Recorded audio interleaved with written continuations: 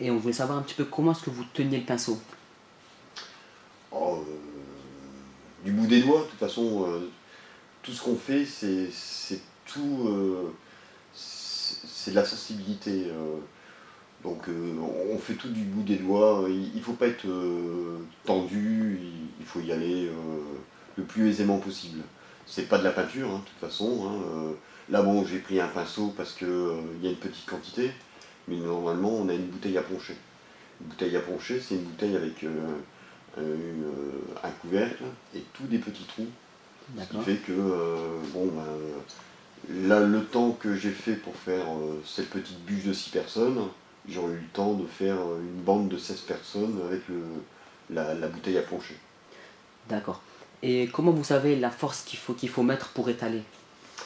Il ne faut surtout pas appuyer, il faut bien tremper le pinceau dedans et y aller carrément. Il faut pas hésiter. Il faut bien pencher justement, hein, sinon après c'est trop sec. Il ne faut D'accord. pas appuyer, il faut laisser venir le liquide, le sirop, ça s'appelle un sirop, et bien imbiber le biscuit. Il doit bien être imprégné.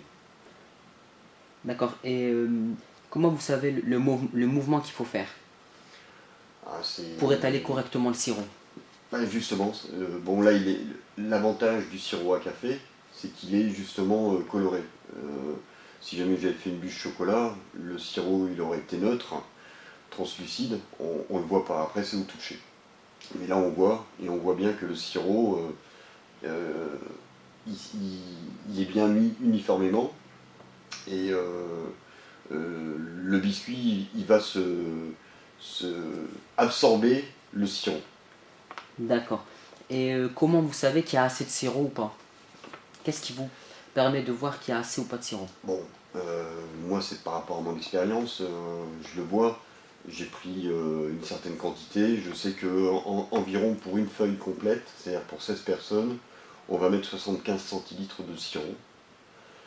Et là, j'avais mis à peu près un demi-litre.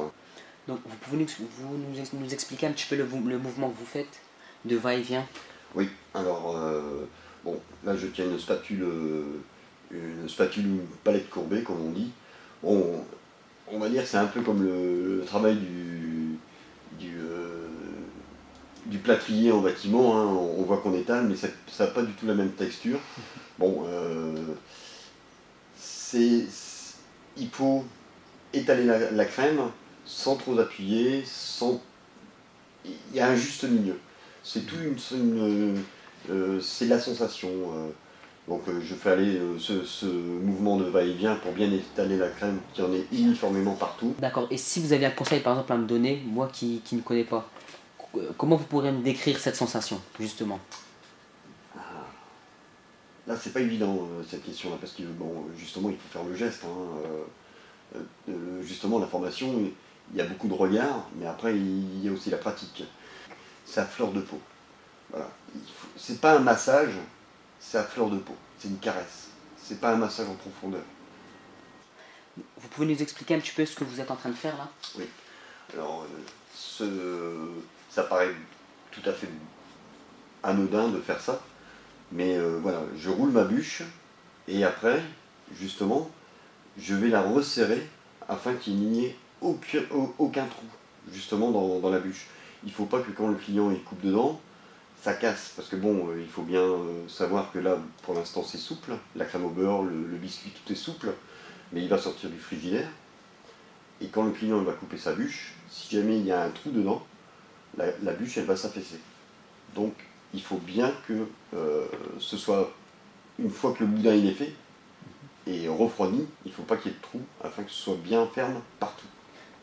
Parce qu'on vous voit vous servir du papier pour appuyer et pour enrouler la bûche. Oui, justement, c'est pour la mise en forme. Voilà, D'accord, donc il permet de donner une certaine forme à la bûche. exactement, exactement. D'accord. On voit aussi manipuler vos doigts d'une certaine façon quand vous roulez. Oui, Euh, Pourquoi ce geste et pas un autre par exemple? c'est pour cette mise en forme. Il faut bien serrer. Bon, il faut bien envelopper cette bûche. C'est justement cette façon-là, le fait de tourner Là, c'est une petite, hein, mais il faut bien se rendre compte que normalement, ce sont des bandes de 60 cm. Donc, on part d'un bout, on le rabat, et là, on ne le voit pas bien sur la vidéo parce que les mains sont juste l'une à côté de l'autre. Mais au fur et à mesure qu'on roule cette bande de 60 cm, il faut faut pas que ça fasse un cône. Si jamais je roule d'un côté puis que je l'emmène comme ça, elle va être bien serrée sur une partie, et de l'autre côté, ce sera plus évasé. Il y aura un gros trou, et elle va partir en cône automatiquement. C'est pour avoir une régularité. Donc c'est Donc pas... justement, on l'amène, si jamais j'avais fait une plus grande bande, vous auriez vu qu'une main est là, l'autre main va déjà 30 cm, enfin non, 20 cm plus loin, et commence à la ramener, puisque c'est toujours la main gauche qui fera, selon qu'on soit droitier ou gaucher bien sûr, hein, c'est toujours la main gauche qui va finir de ramener le boudin, en fin de compte, pour la mise en forme. La main droite m'aide à plier, et la main gauche fait la mise en forme. Voilà. Donc vous pouvez expliquer un petit peu comment Oui. vous le faites? Oui, alors ce qui se passe, c'est que je coupe environ une vingtaine de centimètres pour faire le tour de la bûche, et je le pince entre mes doigts et la table, et je joue sur la hauteur, on va dire, hein, de la bûche, pour dire qu'il y ait juste une fine pellicule de crème au beurre au-dessus. Alors, une fois que c'est froid, quand vous faites la découpe, c'est déjà arrivé, hein, dans certaines familles, il y en a qui vont peut-être s'y reconnaître, les côtés tombent. Moi je fais ça pour dire qu'il y ait une fine couche de crème au beurre sur le biscuit, D'accord. et après je mets ma bûche de chemin de fer dessus, ce qui permet justement d'avoir la crème au beurre qui est déjà sur le biscuit. Elle ne bougera plus puisqu'elle a été bien étalée dessus. Ma douille de chemin de fer, la crème au beurre que je vais étaler avec ma douille de chemin de fer, crème au beurre contre crème au beurre, ça ne bougera plus. Donc vous pouvez nous expliquer un petit peu ce que vous étiez en train de faire là? Alors, dans notre jargon, on fait un nœud, tout simplement. Alors, je fais un boudin de crème au beurre, je ne vais pas dire une rosace, hein, mais un tour de crème au beurre. Et comment vous faites le geste?